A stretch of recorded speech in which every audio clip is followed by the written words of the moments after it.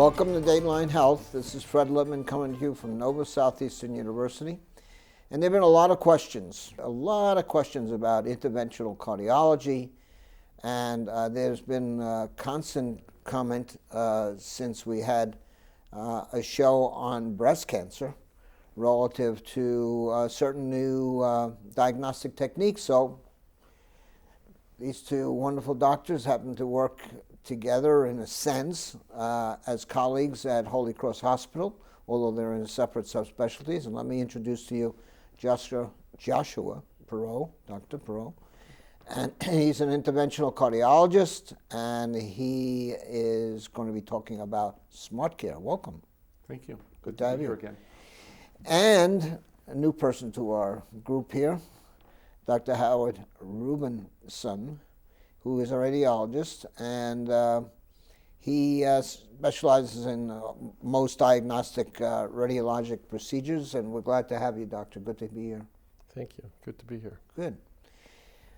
Let's start with you, and I'll tell you why we want to. One of the very first questions that we had this last 2 weeks had to do with 3D mammography, and I certainly know that that's within your realm. So firstly, tell the people what a radiologist does relative to diagnostics, and then let's talk about this 3D mammography. We look at images, and in the case of breast cancer mammography, we're looking at, nowadays it's all digitized images. In the 20th century, we were looking at film screen, just like the old-fashioned cameras, but starting in the 21st century, everything has become digitized. We look at monitors, and we're trying to diagnose, in this case, breast cancer. And I'd say that we now use the term 2D. We're taking the breast and basically reducing it to a two-dimensional image. What's exciting in the last few years is that there's something called breast tomosynthesis, which now the jargon is 3D mammography. And in the 3D, instead of just taking one image of the breast, the machine passes over the breast in an arc, and it creates approximately 15 separate images of the breast. And with computers to figure out what it's received, it actually can make a model of three-dimensional model of their breast, and then it reproduces it with thin cross-sectional images, just like a CT scan. So we're reduced to 1 millimeter slices through the breast, and approximately 50 of them for every image of the breast. And that's what we look at, sort of like on a movie, like a cine reel. We just thumb through these 50 images quickly and try to find more information than just the regular 2D mammogram did. I just want to stick with you for a minute because, again, we've had a number of questions recently about this 3D mammography, but also, and we'll get back to some of the policy issues relative to mammography in a minute.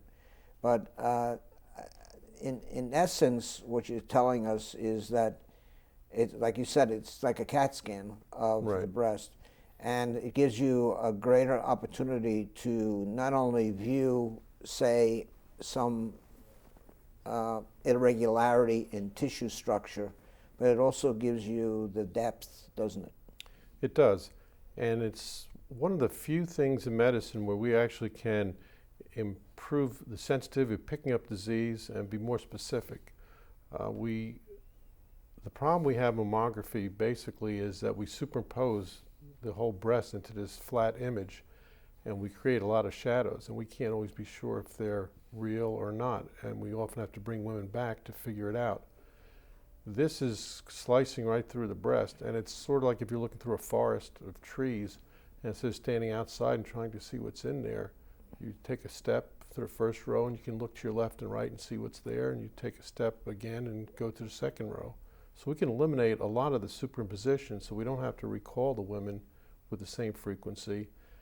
And also, at the same time, we're finding things that were hidden by the trees, that we couldn't see with a regular mammogram. We're picking up more small invasive cancers by the same technique. So that's the beauty of it. That's great. Let me get to Dr. Purow. Welcome back. Thank you. Good to be here again. And tell us what I know it is, but the audience wants to know what an interventional cardiologist is. So tell us.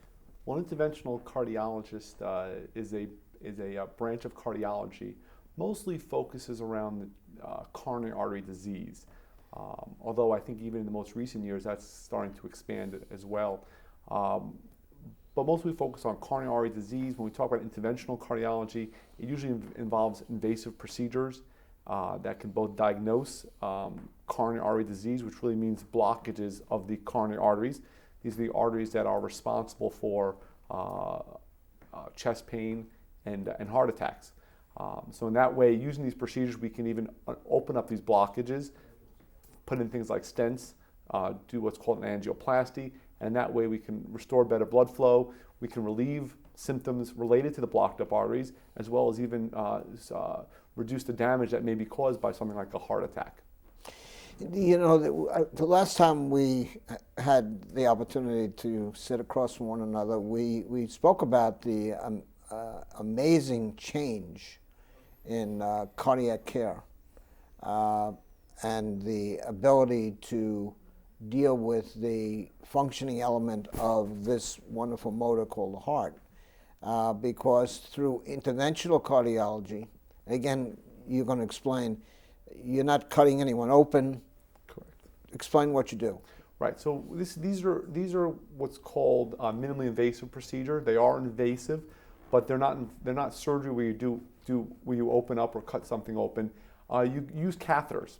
Catheters are basically very thin tubes that are inserted through the body, through this tunnel system in the body called the blood vessels, and they can go to various areas. And in that way, we can use these catheters, these tubes, to inject dye into certain places, such as the coronary arteries, to image them, as well as being able to deliver other catheters like with balloons on the ends or stents on the end and put them in that way. And now we've even gone to the point where we can actually deliver things like heart valves to where they have to be using catheters. But that's a subject for a whole other day. Well, no. You're on to something, because I was just going to ask you about that, and I know, stay with it. One of the things that our viewers have told us over the years is that every time you talk about surgery, they think about cutting, blood, and pain. And they're very, very interested in anything that's minimally invasive. So actually, you're both in areas that are invasive, but minimally invasive. Yours is imaging and invasive in a sense, although you do some other things as well. And you, Dr. Purow, have just explained the minimally invasive technique. Now, we discussed last time that because of interventional cardiology and the new techniques, there has been a dramatic, shall we say, reduction, I don't know what other words to use, in the open heart surgical procedures, although many times you have to call in a cardiovascular surgeon to do what has to be done. And there are magnificent cardiovascular surgeons around to do that. But it has been really a wonderful new way to involve yourself and your knowledge in not only protecting this motor, but enabling people to live a more pleasant and functional life. Right. I think it's been a tremendous asset to the treatment of heart disease, the use of these techniques. Yeah, for a while there, surgery was really the only option. Heart surgery, as you know and as you're aware, is a big deal. There's a lot of, I always say, blood, pain. So we're able to reduce a lot of the complications by using some of these minimally invasive techniques. That being said, though, ourselves and our cardiovascular surgery counterparts work very well together. Actually, we have to work even more closely together now because we really have to, sometimes we even actually work together in the same procedure because there are elements of these procedures that require both of our attentions. Right. And a lot of what we do is being able to differentiate who would be better served by a minimally invasive technique or more invasive open heart surgery technique.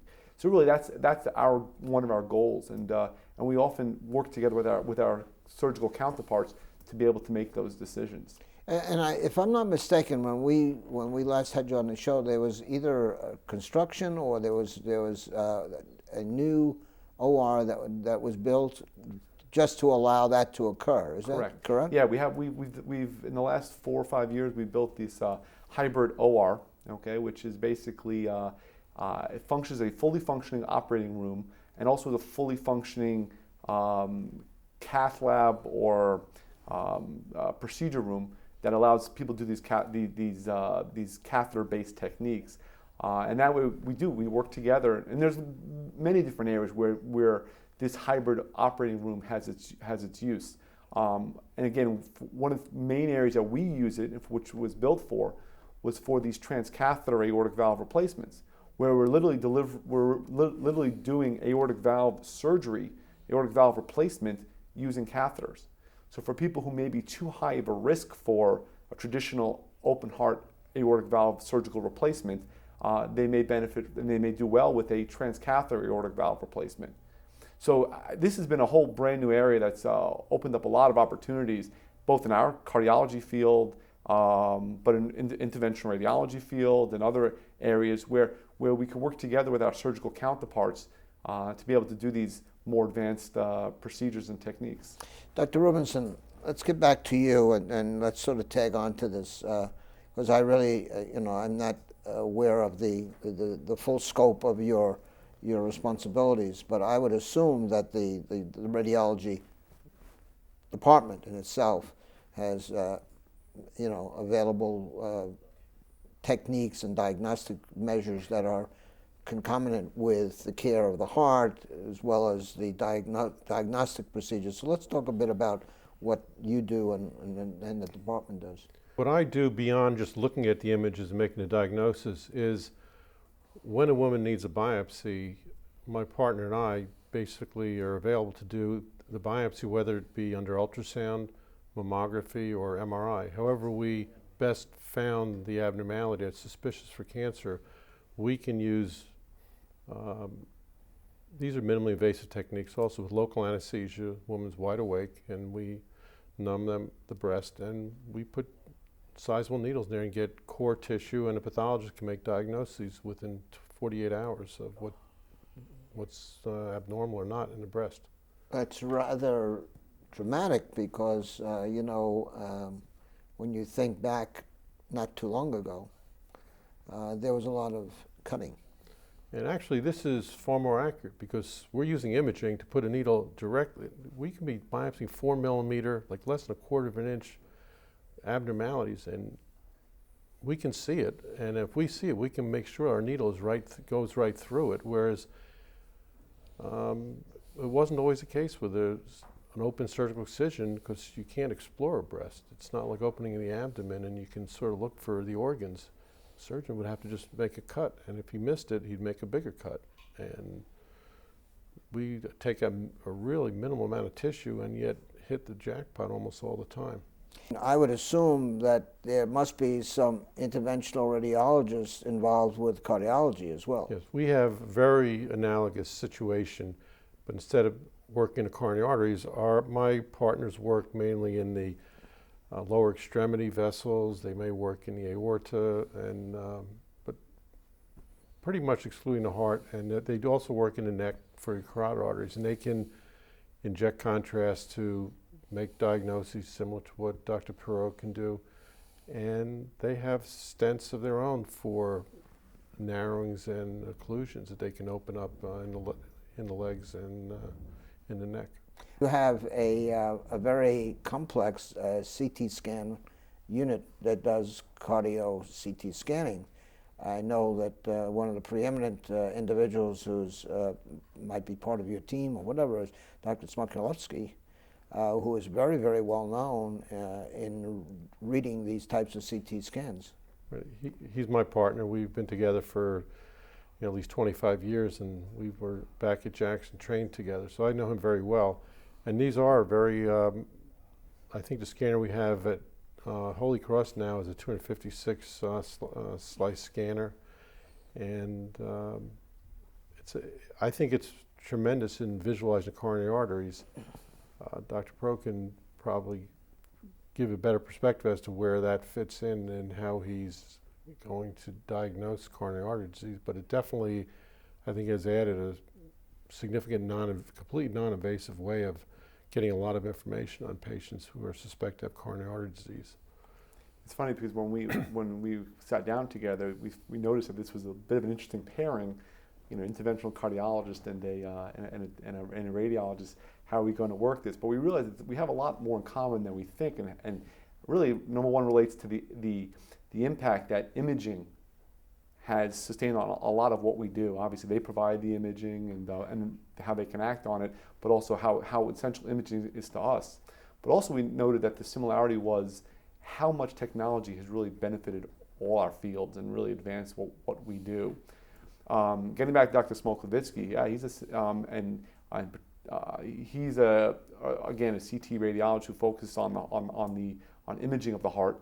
He's been essential to a lot of what we do, whether it be in our chest pain clinic in the emergency room, where we have a quick evaluation of patients with chest pains. He's able to determine, do these have any high risk problems that may be causing their symptoms, and that way we can really elucidate the issue very quickly and get these people on their way if possible.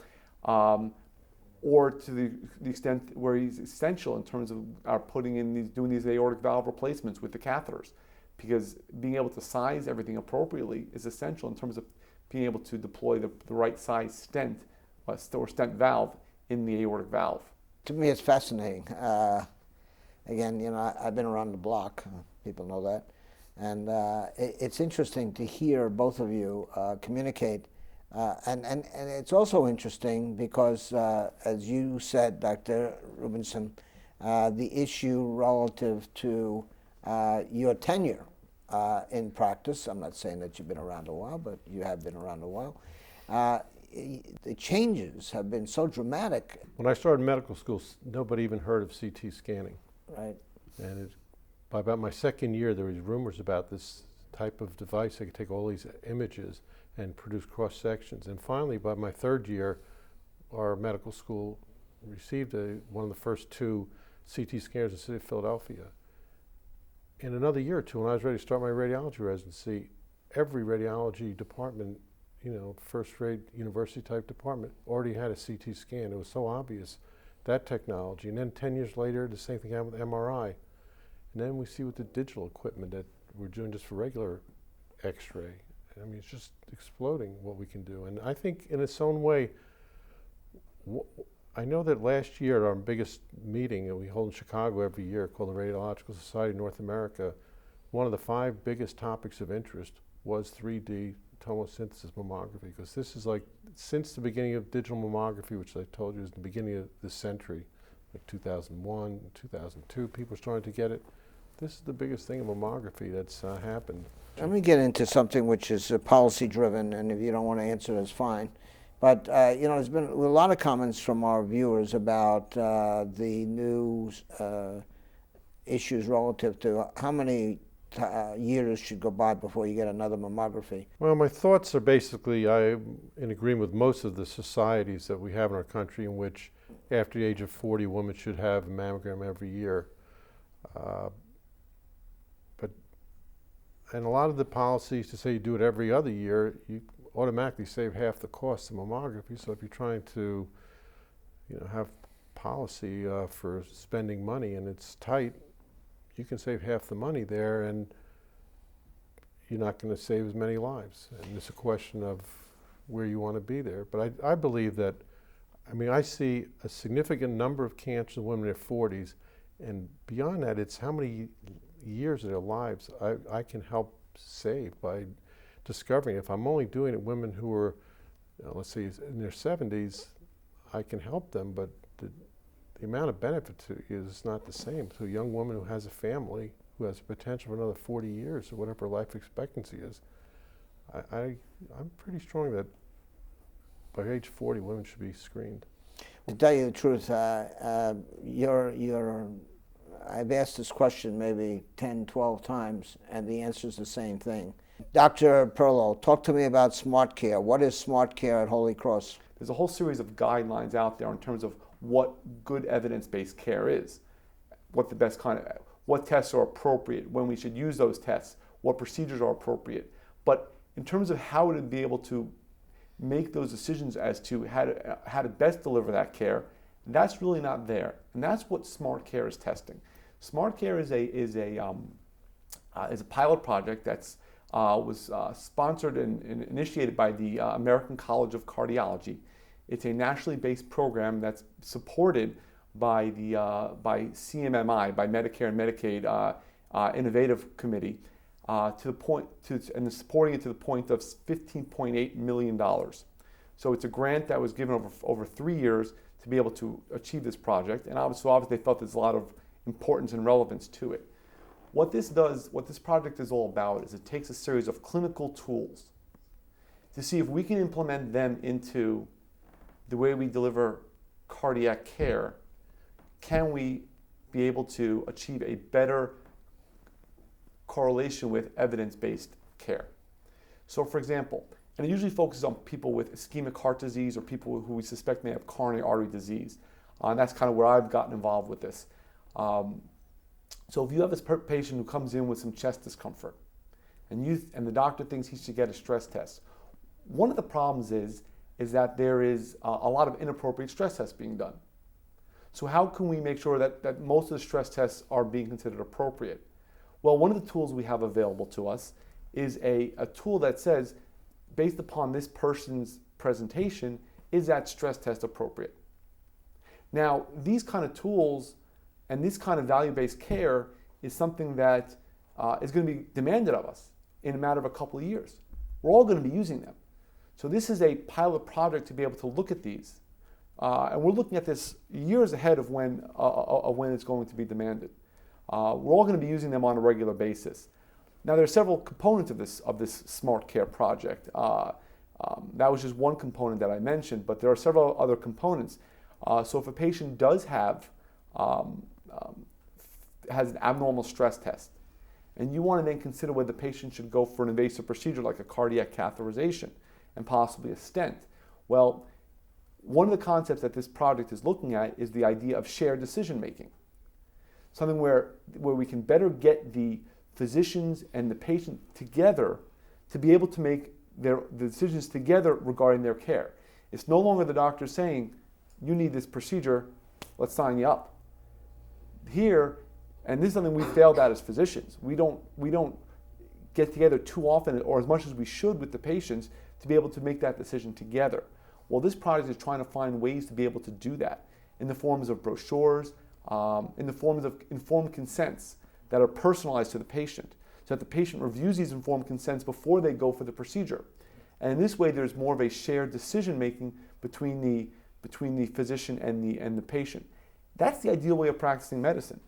And that's the way we can avoid some inappropriate procedures. We can go on for procedures that are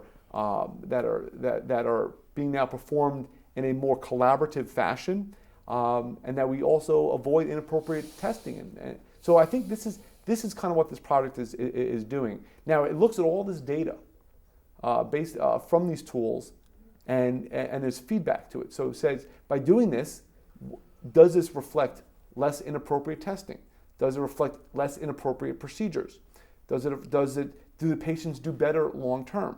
Do they have less symptoms? So there's a lot of feedback on how these clinical decision tools, how they impact how we be able to deliver proper health care. It's a tremendous project. Well, great. So this is Smart Care is a project that's being used and presented at Holy Cross Hospital, correct? Correct. We're one of this is being done right now at this point in 2 states, the state of Wisconsin and the state of Florida. Mm-hmm. There are 5 sites that have been chosen in each of these states, so a total of 10 overall sites. We were the 3rd site to be up and running, and we're going strong in terms of enrolling patients, and we're looking to enroll across the country about 80,000 patients to look at these clinical decision tools. So yeah, we really feel privileged to be able to be part of this project. Why? Because we can still practice medicine without these, but I think these are changes in medicine in terms of the way we deliver healthcare and compensation models attached to it that are coming about anyway. So we're just not going to accept it. We're going to help shape and model it. And that's why we feel privileged to be able to be part of this at Holy Cross Hospital. I'm glad that you explained it, because I always feel, and what we feel here and what's taught in our healthcare programs, is that don't complain, get on the train, all right? So what you need to do is, you may not believe that that's the way, because I've been doing something for the last 25 years, and that's the way it is. I mean, I give Dr. Rubinson a lot of credit for, looking at the 3D mammography now. He's not going to look at a flat film and say, well, that's the way I did it for 25 years. This is a new way to do it. So, and what you're saying is that the people are going to demand a response from their healthcare provider, but it's a response that is profitable to them for better life, longer life, and maybe a smile. So maybe smart care should also add at the end, smart care equals a smile. Thank you both very much for being here. Dr. Purow, who is an interventional cardiologist and practices at Holy Cross Hospital, and Dr. Rubinson, thank you very much for being here. Your group is very well known and is highly viewed by the public, and we appreciate you being here and discussing your diagnostic procedures also at Holy Cross Hospital.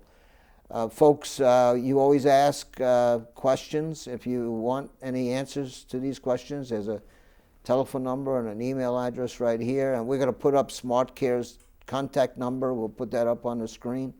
And we want you to know that, as I always say, you got to take good care of yourself.